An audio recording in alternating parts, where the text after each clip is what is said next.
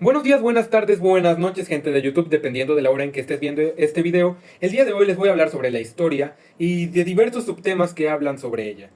El primero es la historia como constructora de identidad. La historia construye dos tipos de identidades, la identidad personal y la identidad nacional. La identidad personal hace referencia al conjunto de características que definen a cada persona en particular y su forma de comportarse en el medio en que se desenvuelven. Permite a cada persona reconocerse a sí misma y expresar, ya sea de manera directa o indirecta, la forma en que quiere ser tratado por los demás. La identidad personal es la percepción individual que una persona tiene sobre sí misma y que le permite reconocerse como individuo frente a los demás. Y la identidad de género se refiere a la conciencia de una persona de sentir pertenencia al sexo masculino o femenino. La formación de la identidad personal es un proceso que inicia desde el primer instante en que nos relacionamos con el medio en que nos rodeamos, es decir, desde que nacemos. La identidad personal es algo muy complejo y en ella intervienen muchos factores: la familia, los amigos, la escuela, la religión, la zona geográfica, los sucesos o situaciones que se presentaron en el pasado de la región en que vivimos, en el estado o provincia y país. La identidad nacional es parecida a la identidad personal, se construye a partir de la historia, solo que en la identidad nacional es la historia de un estado-nación y en la identidad personal es la historia de un individuo. La identidad nacional se forma por varios elementos, entre los que se encuentra la sociedad y la marcha que ésta ha tenido a través del tiempo, en el espacio específico que ocupa. Los procesos económicos, entendiéndolos como fases o etapas mutuamente dependientes que explican el comportamiento de la actividad económica que desarrollan las sociedades para satisfacer sus necesidades. El sistema religioso, constituido por creencias, valores, principios y grupos, cuya consecuencia es una forma concreta de comportarse. De igual manera, define la identidad nacional el sistema jurídico vigente, constituido por leyes y un organismo encargado de aplicarlo y hacerlo cumplir. Al igual que la cultura, la educación y demás instituciones sociales. Forman todas estas la identidad nacional. Bueno, ahora vamos con el siguiente subtema, cuyo nombre es la polisemia de la historia. ¿Pero qué quiere decir la palabra polisemia? Pues verán, polisemia hace referencia a que una palabra puede tener varios significados, dependiendo del contexto. Por ejemplo, la historia tiene diversas definiciones que vamos a ver a continuación. Pero primero, ¿para qué nos sirve la historia? La historia nos sirve para conocernos a nosotros mismos, a las personas que nos rodean, a la comunidad, grupo o ciudad a la que pertenecemos, ya que las características que nos definen no son del todo propias, sino que las hemos adoptado de nuestros antepasados. Se afirma que la historia puede entenderse como la disciplina del autoconocimiento humano, en tanto que nos permite saber lo que el hombre es capaz y lo que no, estudiando lo que nuestros semejantes han podido realizar y en lo que han fracasado, sin necesidad de aventurarse a experimentar lo que otros ya han probado. También, la historia es una indagación sobre el significado de la vida individual y colectiva de los seres humanos en el transcurso del tiempo. Y hay algunos que se inclinan por el estudio de la historia para comprender lo que es natural en el ser humano, puesto que éste no funciona por instinto como otras especies, sino que siempre necesita explicaciones, justificaciones y demás formas de demostrar que los hechos o situaciones que se le presentan están interrelacionados, esto con la finalidad de manipularlos, de modificarlos y de controlarlos. La definición etimológica de historia es la siguiente. Historia deriva del griego iotopía, traducible por investigación o indagación. Conocimiento adquirido por investigación. También proviene del verbo iotopep, que significa investigar e indagar. De allí pasó el latín historia y de este procede la palabra española. La teoría de la historia es la reflexión más o menos sistemática y rigurosa acerca del sentido y las diversas interpretaciones del desarrollo histórico. La historiografía es la disciplina que se dedica a su estudio y escritura. Y la serie de acontecimientos pasados y presentes se le denomina historia-acontecimiento. Hay que tener en claro la diferencia entre estos tres conceptos. El siguiente subtema es conceptos y categorías de la historia. El objeto de estudio de la historia es la realidad, constituida por los hechos, acontecimientos o procesos en sí mismos y en el devenir. La historia como ciencia tiene las siguientes características. Posee un objeto de estudio claramente delimitado, lo que sucede en las sociedades humanas a través del tiempo. Cuenta con un método de investigación, es decir, sigue determinados pasos en orden.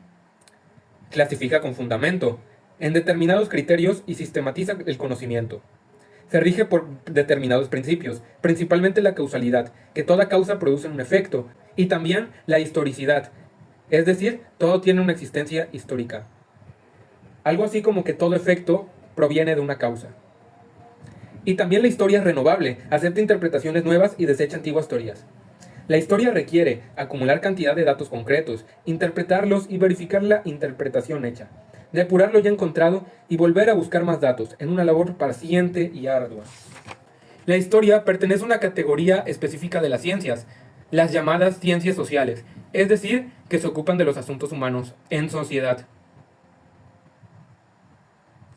Las categorías de la historia son las siguientes. El espacio histórico es en donde la sociedad cambia el medio, lo modifica y de acuerdo a sus necesidades, pero el medio también influye en la forma de vida de la sociedad. El tiempo histórico. El tiempo ayuda a especificar el periodo de la historia que se quiere estudiar. Nos permite ubicar los fenómenos a lo largo del tiempo. El tiempo es una magnitud en la que se puede ordenar una secuencia de sucesos, estableciendo un pasado, presente y un futuro. La coyuntura. La coyuntura es el conjunto de factores y circunstancias que ocurren en un determinado momento histórico. Se trata de todas las condiciones psicológicas, políticas, sociales y económicas, y la coyuntura tiene una duración más o menos breve. Continuidad y cambio. Las continuidades y cambios producidos en el pasado han creado el tiempo presente. El presente es consecuencia directa del pasado y será o está siendo ya la causa del futuro. El cambio social es consecuencia de la evolución de una pluralidad de fenómenos que en el interior de cada sociedad conviven simultáneamente, interactúan o se ignoran momentáneamente, se transforman o permanecen, se aceleran o estancan. Las sociedades no son uniformes o estáticas, ni siguen un desarrollo lineal, cada una tiene sus propias características y ritmos de cambio. El siguiente subtema es las fuentes del conocimiento histórico.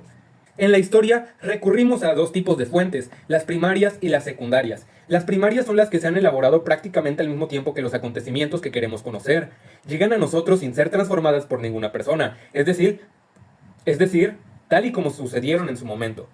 Y las fuentes secundarias se denominan también historiográficas. Son las que se elaboran a partir de las fuentes primarias, como lo pueden ser. Ejemplos de fuentes secundarias son los libros, artículos. Sin embargo, aunque estas son próximas a nosotros o al historiador, no se debe confiar en su veracidad sin antes interpretarlas, contrastarlas, compararlas con otras fuentes, y solo después asignarles un significado. Ahora veremos el siguiente subtema, las ciencias auxiliares de la historia. La historia se apoya de otras ciencias para elaborar sus teorías. Se apoya en dos tipos de grupos de ciencias, las ciencias formales y las ciencias fácticas. Las ciencias formales son la lógica y la matemática. La historia se auxilia de ellas para poder construir su discurso, sus leyes y principios de una manera sólida. Luego están las ciencias fácticas, como lo son la arqueología, que estudia los restos materiales, huellas y señales que el hombre ha dejado en el pasado. La economía, que investiga las leyes que rigen la producción y el consumo de bienes. La geografía, que permite localizar los sitios en que tuvieron lugar los hechos históricos. La geología se encarga de estudiar el globo terrestre. La antropología, que estudia al hombre en sus características físicas, a través del tiempo y del espacio, así como las manifestaciones culturales de los grupos humanos. La etnología investiga las expresiones de la cultura de los grupos étnicos. La lingüística estudia la evolución y desarrollo del lenguaje humano. La filología se encarga de conocer e interpretar los testimonios escritos. La paleografía estudia la escritura y signos de los libros y documentos antiguos. La criptografía se encarga del análisis y desciframiento de los textos redactados en código, descifrando escrituras antes imposibles de leer. Y la genealogía estudia la filiación de los seres humanos, en especial la de las familias reales y nobles. El siguiente subtema es divisiones de la historia. Se considera como final de la prehistoria e inicio de la historia el momento en que el hombre tuvo conciencia de sí mismo y dejó la vida instintiva. Con ello, sintió la necesidad de dejar huella a su paso, para que lo que hacía pudiera ser recordado, por motivo por el que empezó a dejar inscripciones en las rocas, lo que da lugar a la escritura. También encontramos otro tipo de divisiones de la historia, como lo son la historia universal, la historia nacional y la microhistoria.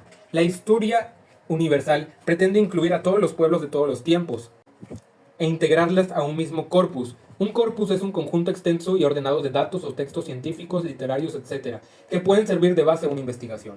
La historia nacional se da tomando como eje a los estados-nación. Y la microhistoria fue propuesta por el investigador mexicano Luis González y González. Esta se preocupa por los hechos, las coyunturas y los procesos de las organizaciones humanas más pequeñas, como la de las comunidades y los pueblos, así también como el estudio de las personas, sus preocupaciones y sus problemas. Las principales fuentes de este tipo de historia es las fuentes orales y directas. El siguiente subtema es los periodos históricos. Según los historiadores occidentales, hay 5 periodos básicos. La prehistoria, que va desde la creación del mundo hasta el invento de la escritura. La Edad Antigua, que inicia con las primeras civilizaciones y termina hasta el 476 después de Cristo, con la caída del Imperio Romano de Occidente. La Edad Media, que inició desde el 476 después de Cristo hasta 1492 con el descubrimiento de América. La Edad Moderna, desde 1492 hasta 1789 con el inicio de la Revolución Francesa. Y la Edad Contemporánea, a partir de 1789 hasta nuestros días. El siguiente subtema es sobre las escuelas de interpretación histórica. Existen varias escuelas, pero las que veremos son la escuela positivista, el historicismo, la escuela marxista y la escuela de los anales. La escuela positivista deriva del positivismo propuesto por Auguste Comte. Basa su presentación de la historia en la exposición de datos que aparecen en la documentación, uno tras otro, ordenados sistemáticamente y de preferencia sin ser comentados o interpretados por el historiador. Tiene su origen en la búsqueda de un discurso científico y no parcial, no personal de la historia. Se da a partir del análisis objetivo de los datos. Según Auguste Comte, las leyes conducen a la sociedad indefectiblemente al progreso. Auguste Comte ve a la historia del hombre como una historia lineal, que parte de un punto de origen cuyo fin último es el progreso. En este lapso, la sociedad pasa por una serie de etapas, a las que llamó ley de los 3 estados.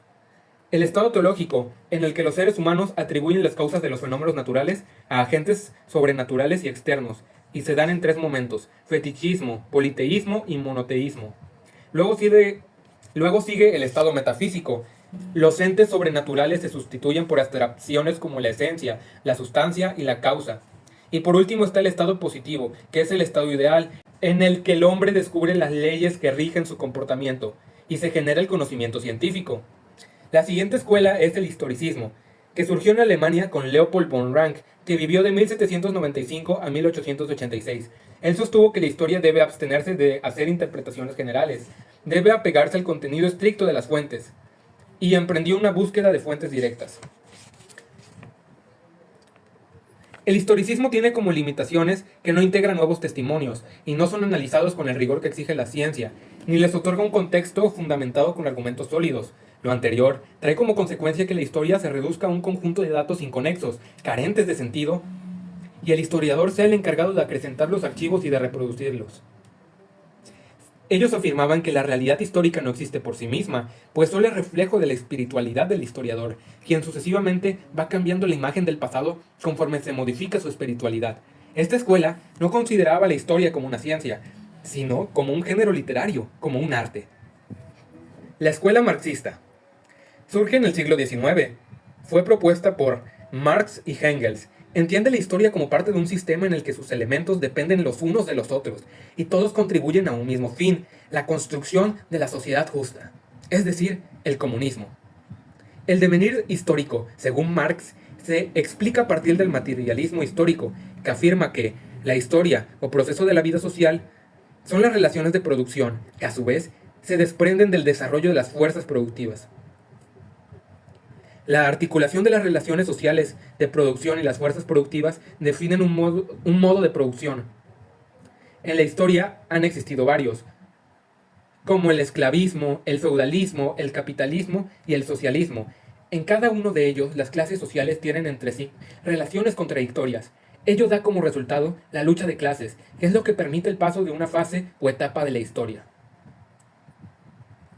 Por último, la escuela de los anales. Surge en Francia en 1929. Sus principales exponentes son Marc Bloch y Lucien Febvre, quienes publican la revista Annales. Propone que la historia no es el relato de hechos aislados, ni se interesa por acontecimientos de individuos como protagonistas, sino que la explica a partir de los grandes fenómenos colectivos y los procesos que afectan a grupos sociales. El objeto de conocimiento no es el individuo, sino la sociedad. Y hasta aquí, chicos y chicas de YouTube, vamos a dejar el video de hoy. Espero que les haya gustado y verlos en un nuevo video. Hasta la próxima.